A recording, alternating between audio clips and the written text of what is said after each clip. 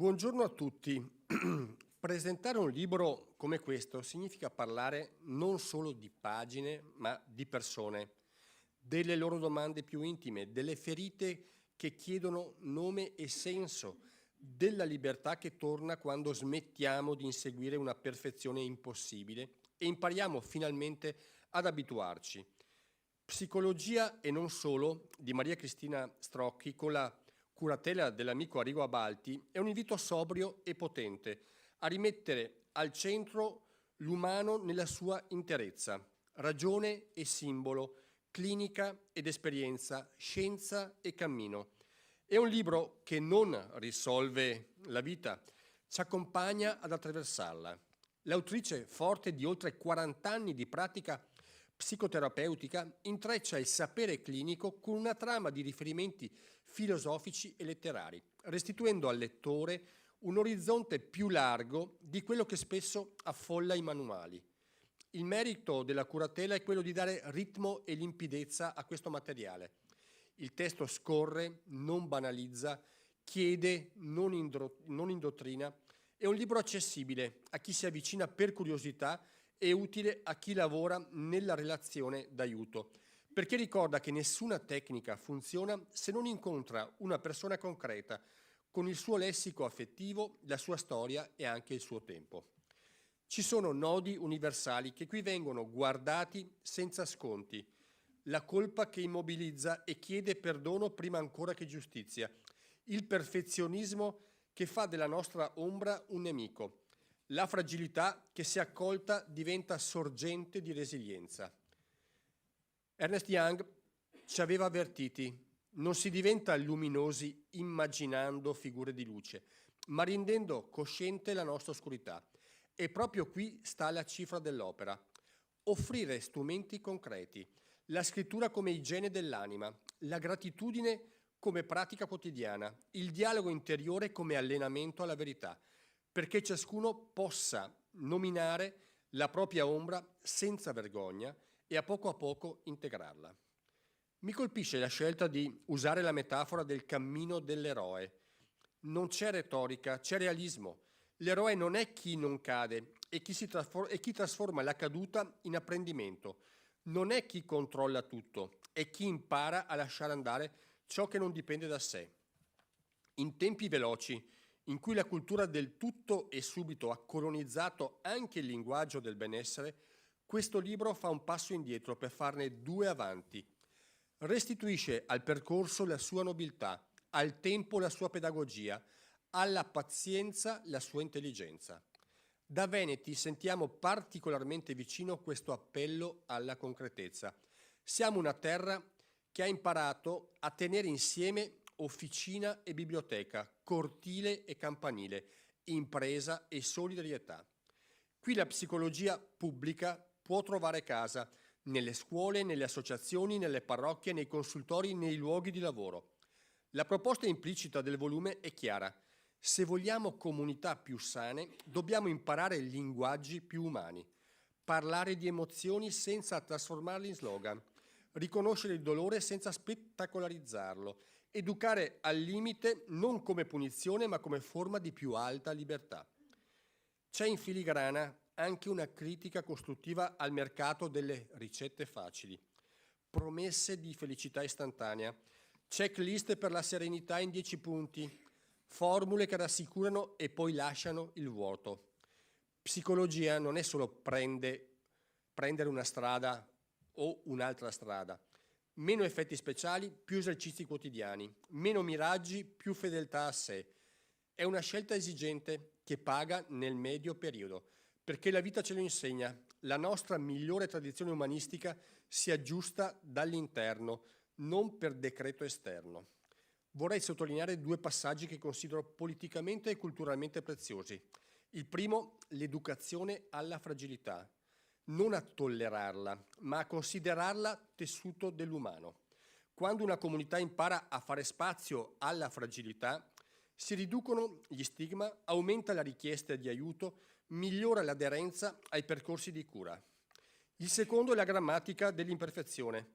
Accettare che non tutto sarà come lo immaginiamo. Non è rinuncia, è strategia. Significa liberare energie, oggi consumate nell'ansia di controllo, per investirle in ciò che dipende da noi. Relazioni buone, lavoro ben fatto, parole responsabili. In questo senso il libro, che parla anche alle istituzioni, ci chiede politiche che mettano al centro la prevenzione, il supporto alle famiglie, la formazione continua degli operatori. Ci chiede di sostenere la rete dei servizi territoriali, di valorizzare le esperienze che funzionano, di far dialogare pubblico, privato, sociale e volontariato. E ci ricorda che i numeri, pure necessari, non bastano a raccontare il benessere di un territorio. Servono storie, serve ascolto, servono luoghi in cui poter dire sto male senza paura di essere giudicati. Mi rivolgo allora a 3 platee insieme. Chi opera nelle professioni d'aiuto. Questo testo è un compagno di lavoro che restituisce dignità alla lentezza e precisione al linguaggio. Ai genitori, agli educatori, qui troverete pagine che sanno parlare al bambino interiore senza infantilismi e all'adulto per indivenire senza moralismi. A chi sta attraversando una stagione difficile. Non c'è un vademecum da eseguire, c'è un alfabeto da imparare, con cui potete riscrivere a piccoli passi il vostro racconto. Citerò una frase che a mio avviso riassume lo spirito dell'opera. La vita non è un enigma da risolvere, ma un cammino da attraversare. È una consegna semplice e rivoluzionaria perché ci libera dall'ossessione della risposta e ci educa alla fedeltà della ricerca, perché sposta lo sguardo dall'ideale astratto alla persona concreta, perché restituisce alla psicologia il suo compito più nobile, aiutare gli esseri umani a diventare più umani. Concludo con una parola di gratitudine. Grazie a Maria Cristina Strocchi per aver intrecciato sapere e vita con la delicatezza di chi conosce i tempi dell'anima. Grazie ad Arrigo Abalti per l'accuratela che fa emergere la voce dell'autrice senza sovrastarla. E grazie a voi che fate della lettura non una fuga ma un ritorno a voi stessi, agli altri, alla nostra casa comune. Possa questo libro diventare nelle mani di ciascuno una bussola per il quotidiano, per scegliere parole che curano, gesti che ricuciono, decisioni che aprono al futuro. Buona lettura e buon cammino a tutti. Lascio la conduzione all'amico Arrigo Abalti, che lo saprà fare come sempre con grande professionalità. Prego Arrigo. Si sente? Sì. Lo tengo. Buongiorno a tutti. È difficile adesso partire con questa presentazione perché il Presidente ha già detto praticamente tutto quello che volevamo dire noi. Lo dico con simpatia perché io e Roberto ci conosciamo da tanti anni,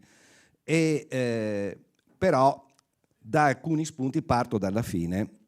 Io ho seguito la curatela di questo libro, quindi l'unico merito mio è quello di avere messo insieme un testo che aveva già un contenuto molto profondo. Gli ho dato un po' di forma, ma la cosa interessante, adesso parto faccio il conduttore a questo punto, la cosa interessante secondo me di questo testo, del lavoro che ha fatto Cristina, è che ha messo insieme una lunga e vasta esperienza da psicoterapeuta, perché sono quanti anni? 45 anni di professione, ma ha messo insieme quindi un'esperienza professionale molto lunga, molto vasta, declinandola con una dimensione profondamente umana. Quindi non è il saggio di psicologia, è la psicologia di un esperto, di un'esperta, applicata al nostro quotidiano. Ed è un po' questo, quello che ha detto anche il Presidente prima, cioè un po' una bussola per ognuno di noi, semplice da capire, senza essere banale. Ho capito bene? Benissimo Arrigo, intanto io ringrazio il Presidente, ringrazio te, ringrazio tutti voi. Sì. Come vedete la dimensione del libro è piccola perché può essere tenuta in borsa o in tasca e si può consultare quando se ne ha bisogno. Cosa mi ha spinto a scrivere questo libro? Il fatto che in 45 anni di libera professione, io ho ascoltato senza giudicare, perché purtroppo noi veniamo costantemente giudicati, ma in ambito terapeutico è importante ascoltare empaticamente. Da me sono venute persone ferite, tradite, che non riuscivano a trovare la loro strada, vittime di relazioni tossiche, sole, ma anche persone che sono state dipendenti da figure tipo numerologi, astrologi, cartomanti, sono diventate dipendenti da questo tipo di persone. Addirittura hanno speso soldi, ma si parla di molti soldi, e questa cosa mi ha fatto riflettere. E ho detto, perché una persona diventa dipendente? Diventa dipendente perché i due mali, come ha detto giustamente il Presidente, sono la superficialità e il fanatismo. Noi viviamo in una società di superficie, dove cominciare a guardarsi dentro, fare un percorso interiore è difficile. E non tutti ne hanno il coraggio, perché pensano che andare da qualcuno a raccontare i propri fatti e a chiedere aiuto sia indice di debolezza. In realtà è indice di forza, di coraggio, perché galleggiare è facilissimo, basta postare varie storie, ricevere like, vestirsi bene, firme, macchine, è facile, ma procura oscurità, perché solo chi ha il coraggio di guardarsi dentro avrà la forza di cambiare i suoi punti di debolezza in punti di forza, sarà più disponibile ad accettare gli altri con le loro debolezze e avrà più fiducia in se stesso e negli altri, perché non è la perfezione a dare fiducia, è l'imperfezione. Perché se una persona si presenta a me troppo perfetta, non ti ispira fiducia, è l'imperfezione gestita con consapevolezza. Allora, per riprendere il filo del discorso, cosa ho fatto? Con l'aiuto di Arrigo ho diviso questo volumetto in due parti. La prima parte parla di tecniche psicologiche e quindi di psicologia. La seconda parte parla proprio di numerologia, astrologia, pianeti e cristalli, perché questi sono solo simboli che devono far riflettere la persona su se stessa. Per esempio, io sono un numero 1, la mia data di nascita, non la dico, il giorno di nascita lo dico, è 10. Quindi io sarei un numero 1, una persona portata alla leadership, all'individualismo, però c'è anche l'aspetto negativo, l'impulsività, l'aggressività. Quindi questo fa riflettere, capite? Sono simboli per riflettere. Bisogna trovare il tempo per riflettere, perché noi corriamo troppo, siamo troppo presi da incombenze superficiali e rischiamo di cadere vittime di dipendenze. Non solo, come ho detto prima, dei maghi, ma anche delle persone, dell'alcol, della droga, che anestetizzano e non ti fanno guardare dentro di te.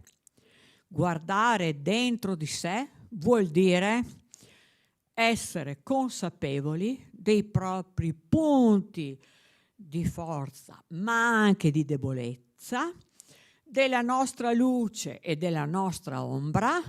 Bisogna avere il coraggio di guardarci senza filtri.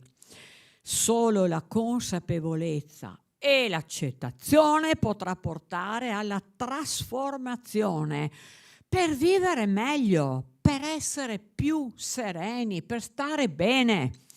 Perché alla fine uno può arrivare anche a essere la persona più importante dal punto di vista lavorativo, ma se non sta bene dentro se stesso, non è autentico, non ha avuto il coraggio di guardarsi dentro, è solo una persona infelice e insoddisfatta. E allora, dopo ti lascio fare la domanda, perché sto parlando troppo, lo so. Quindi, da più punti di vista, perché nel libro c'è anche letteratura, filosofia, arte, tutto viene condotto al fine, integrato al fine del benessere, perché la persona che sta bene con se stessa, che è riuscita a trovare un equilibrio e a integrare le sue luci, le sue ombre, i punti di forza e i punti di debolezza, diventando più misericordiosa, crea armonia, crea benessere. Vi è mai capitato di stare assieme ad una persona e sentire di stare bene? Viceversa, una persona che non ha equilibrio, che sta male, che non ha avuto il coraggio di modificare gli aspetti negativi di sé, crea malessere. Non a caso c'è il detto che dice: la tensione si può tagliare con il coltello. È vero o no? Si sente. E quindi l'equilibrio è la chiave per il benessere. Grazie Cristina. Facciamo qualche domanda sul libro. Allora, prima una domanda che mi è venuta prima, mentre parlavi, hai parlato delle dipendenze e nel libro si parla anche di questo, no? Ma è tutto declinato a 360 gradi, quindi considerato che le dipendenze sono percepite dal mainstream come la dipendenza dall'alcol, la dipendenza dalle sostanze, dalle droghe, eccetera. In realtà tu fai un discorso molto più sottile all'interno del testo, che ci sono centinaia di forme di dipendenze. Quando per esempio fai un distinguo tra il rapporto di dipendenza anche nei rapporti umani, anche nei rapporti marito e moglie, amici, dove l'amico in realtà non è l'amico, ma è la persona da cui dipendi psicologicamente, e fai il distinguo tra l'amico e invece la figura, per esempio, del rapporto magistrale tra discepolo e maestro, no? E quindi viene citato, adesso faccio una cosa un po' pop, Obi-Wan Kenobi e Luke Skywalker, piuttosto che Virgilio e mamma mia, chi era? E Dante e Virgilio. Cioè, quindi sempre la dimensione di chi, della persona saggia che accompagna l'altra persona che sta crescendo, che si sta formando. Invece noi spesso siamo vittime, molti di noi sono vittime di un malinteso nel rapporto umano, che diventa alla fine un rapporto di dipendenza. Grazie di questa tua osservazione, Arrigo. Allora, ritorniamo al discorso precedente. Se una persona non riesce a guardarsi dentro, non riesce a trasformare con, disciplina, responsabilità, fatica, i suoi punti di debolezza in punti di forza, non lascia andare. Quindi il maestro è giusto che indichi la strada all'allievo, però poi non lo può tenere attaccato, lo deve lasciare andare. Il concetto di libertà. Chi riesce a essere libero? Chi è in equilibrio. Capite? Perché se io non sono in equilibrio, mi aggrappo oppure mi faccio dominare. E la superficialità porta a questo. Non a caso sono in aumento le dipendenze. Non c'è più lo spirito critico, perché bisogna fermarsi a riflettere, scrivere un diario con le proprie riflessioni, essere grati. Altrimenti, se noi ci facciamo trascinare, è come mettessimo un pilota automatico e a un certo punto non sappiamo più dove siamo. Quindi il maestro deve lasciare libero l'allievo. Come ci si accorge di essere dipendenti o di non esserlo? Quando noi da soli abbiamo paura, ci sentiamo insicuri. Il dipendente dà potere a qualcosa che è fuori da se stesso, capite? E qui dipende dall'altro, quindi il potere non è più nelle mie mani, è nelle mani dell'altro.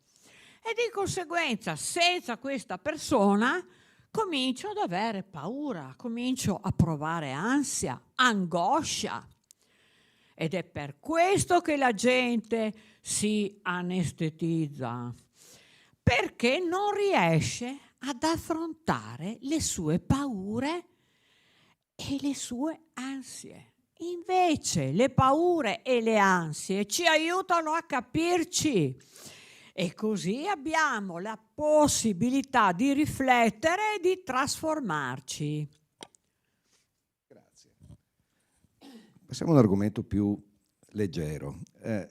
Il bambino che c'è in noi. C'è tutto un capitoletto dove parli proprio di questo, no? Dell'ascolto del bambino, eccetera. E anche lì io ho capito che cosa intendevi quando ho letto il tuo testo, perché anche lì ascoltare il bambino che c'è in noi, su questo concetto c'è un po' di confusione, c'è un po' di superficialità rispetto a questo, per cui sembra quasi che in realtà tu voglia fare quello che vuoi.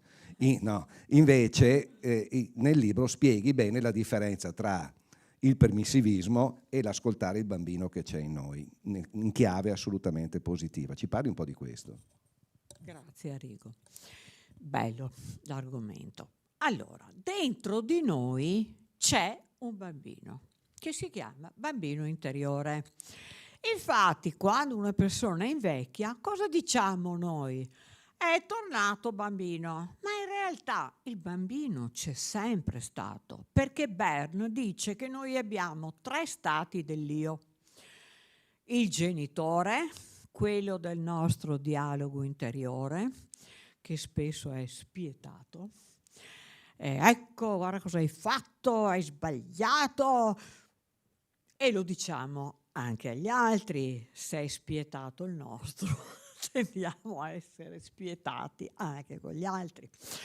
Abbiamo poi l'adulto, che è quello che risolve i problemi, che cerca di trovare le soluzioni della vita. Però molti sotterrano il loro bambino interiore, che comunque c'è. È la parte delle emozioni, è la parte del gioco, è la parte di chi magari, avete mai notato persone magari molto tutte d'un pezzo quando parlano col cane? Ciao, perché lì esce il bambino. Questo bambino, se noi non lo curiamo, ci frega, sapete, perché esce quando meno ce lo aspettiamo. Non possiamo ignorarlo. Se tu sei un iperrazionale che pensi solo a risolvere problemi, a un certo punto, tac, ti salta fuori il bambino e ti fa dire una cavolata immane, o ti fa arrabbiare senza motivo e rimani allibito. Quindi ricordiamoci del bambino e cambiamo questo dialogo interiore spietato. Ascoltiamo cosa vuole, mi fa piacere fare questa cosa, sono contento di, non sempre devo. Chiedersi cosa mi fa star bene. Questo è un sano egoismo, perché noi non possiamo solo dedicarci agli altri con questa rigidità. E poi mi permetto di aggiungere un'altra cosa. C'è anche il bambino ferito. Purtroppo il bambino ferito è dentro ognuno di noi.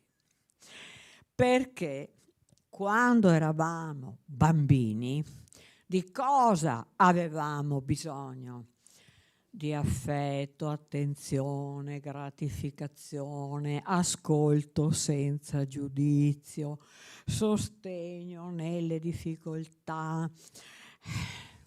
E chi è che ha avuto sta fortuna di avere tutte queste cose? Non per dare la colpa ai genitori, che hanno fatto sicuramente il meglio che potevano. Però il bambino ferito è presente un po' in ognuno di noi, in percentuali diverse. Ed è quello che dice: dai, non faccio questa cosa perché non valgo abbastanza. Dai, sto insieme a questa persona perché tanto chi vuoi che trovi, chi vuoi che mi voglia. Ma perché devi fare o raggiungere questo obiettivo? Tanto sei colpevole. Perché la colpa è la nostra compagna fedele. Tutto questo, se uno non ne diventa consapevole, rallenta il processo di trasformazione verso il benessere. Quindi riscopriamo il nostro bambino. Ultima domanda, veramente ultima, poi chiudiamo. Nel libro non c'è solo una parte di psicologia, per quanto in chiave più divulgativa. C'è anche la contaminazione, l'attenzione alla numerologia, ai cristalli, cioè a tutte quelle, non sono scienze, diciamo, quegli studi che sono collaterali in qualche modo al mondo della psicologia, che è più scientifica, che però in qualche modo si toccano. Come mai sei stata affascinata anche dall'intreccio, dalla contaminazione tra il ruolo di psicoterapeuta, quindi con delle regole molto precise, con degli studi molto profondi, con un'impostazione anche, no? Rispetto a queste cose che la maggior parte di noi ritengono, sì, un po' come leggersi l'oroscopo sul giornale. Certo. Allora, io mi sono avvicinata a queste pseudoscienze perché intanto i numeri ci accompagnano in tutta la vita.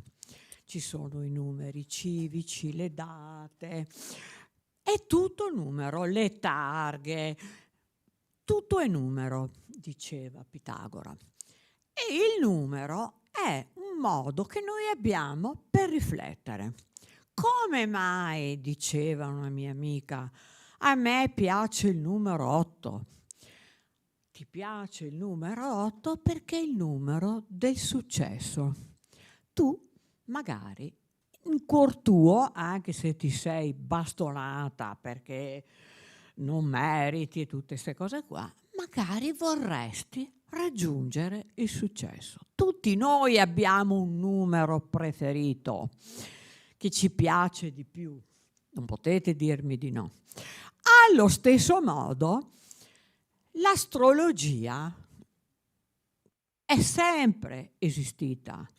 Pensate che fino al 1700 era una materia di studio all'università e i medici erano anche astrologi. Però l'astrologia intesa come destino non ha nessun significato. Sono modi per riflettere su noi stessi, per cercare di diventare consapevoli delle parti di noi che vogliamo trasformare. Ricordiamoci anche Galileo Galilei era un astrologo e anche Keplero. Quindi l'importante è che queste discipline, come anche i cristalli, ci aiutino ad avere un dialogo. Perché ho scelto questa pietra? Perché io ho scelto un modo per conoscersi. Io ho scelto oggi di indossare l'occhio di tigre. Sapete perché? Perché volevo fare bella figura davanti a voi. Ed è come un rito, capite? Un qualcosa che ti può aiutare, che ti può incoraggiare. E soprattutto la cosa importante di queste tecniche è quello di concentrarsi sul presente. Il rito ci aiuta a concentrarci sul presente. Pensiamo quando andiamo in palestra. Abbiamo la scheda, dobbiamo inspirare, espirare e contare. In questo modo noi lasciamo fuori i problemi e ci concentriamo sul presente, perché è il presente l'unica dimensione della nostra vita. Il passato è già accaduto e il futuro non lo conosciamo. Quindi è il presente, e vivere nel presente, facendo chiaramente tesoro dell'esperienza passata, ma anche fare progetti per il futuro, non è un male. L'importante è vivere nel presente per costruire un futuro migliore. Grazie Cristina. Psicologia e non solo, Cristina Strocchi, lo trovate anche su Amazon, giusto? Su Amazon, solo su Amazon. E grazie dell'attenzione e grazie a tutti, al Presidente.